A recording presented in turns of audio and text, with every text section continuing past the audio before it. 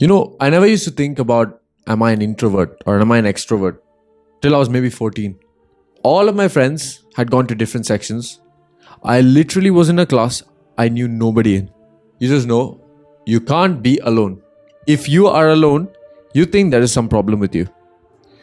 So I go to this class and I see a bunch of people, a bunch of friend groups already talking with each other. And as they were talking about their favorite restaurants, I just knew I needed to make a move now because otherwise it's going to be too late for me to get into the conversation. That's what I thought. And now I enter the conversation and I just say, yeah, guys, Nando's is actually my favorite. Consider the fact I'm really scared at this point. I don't know how they're going to react. But all I know is if I don't put my voice there right now, I could miss my opportunity completely. Because that's what my little old mind told me. Now I did that. And you could see the entire group's dynamic just changed. Like the way they were talking, the way they were interacting with each other completely changed. All of a sudden, it was more like they were awkward with each other. A 14-year-old who's not comfortable with his voice, the way that he says things, and is generally insecure about many things. Now, when you see that in first-person view, the thoughts that go through your head are, there's something wrong with you. And truly, yes, there were things that I could have corrected. Because you know what my mind told me at that point? You were not interesting enough in that point. You did not perform at that moment. You yourself, if you're an introvert, you must have felt at least one day where you thought, I'm not being recognized. I feel like I'm being sidelined. This could be, I'm going to give it to you very straight. One thing could be that you are ad-libbing way too much. So when I mean ad-libbing, you're trying to add on to the conversation. You're trying to get yourself involved in the conversation. The thing is, when you're speaking in certain situations, you wouldn't have to necessarily insert yourself at every single point. You're thinking of every opportunity that comes by and you're thinking of this as like the one chance you get to take the opportunity. And if you don't take it, guess what? You're screwed. So first thing you want to do is just speak when you feel like speaking. You don't have to speak every second of every conversation. The one thing is, let your body language do the talking for you. So it doesn't have to be you trying to insert words here and there just for the sake of inserting a word. Follow along as an active listener.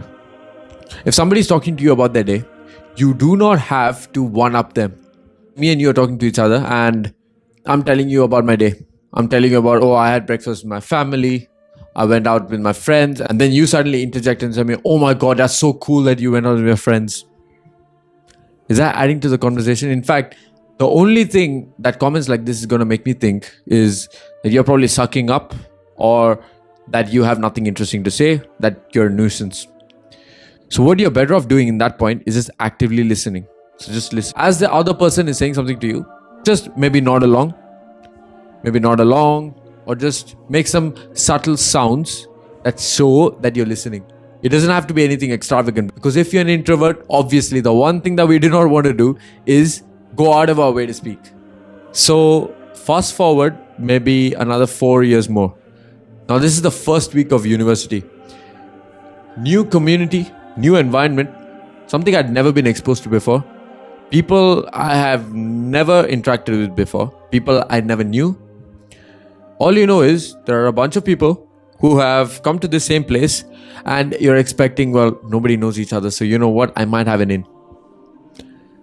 Turns out some people were earlier than I was. So they'd already built relationships with each other. Now, the fact that I came in a little late, I am the stranger already. Even though they might have met the same day, I am suddenly the stranger because it's an additional person coming in who wasn't invited. Maybe somebody was talking about their experience in Phuket and you're like, oh yeah, I'd love to go there as well. Yeah. I know it's always been a dream of mine. Okay, and what? That is the whole point of a conversation.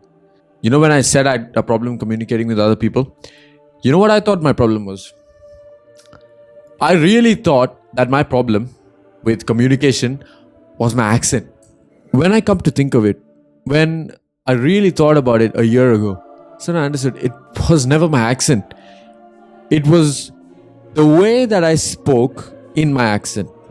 And The truth was, I was pronouncing my words very slurred before. So I'd say things like, oh yeah, you know what, people would ignore me, but then I don't really know why. It's something that I've always had throughout my life, but I never just found the solution for it. You see how different it is when you speak like that, when you speak more reserved. Now you might say, what am I saying differently? Number one would be how loud I'm trying to speak. All you need to do is stop speaking from your nose, speak from your throat, and it changes so much more.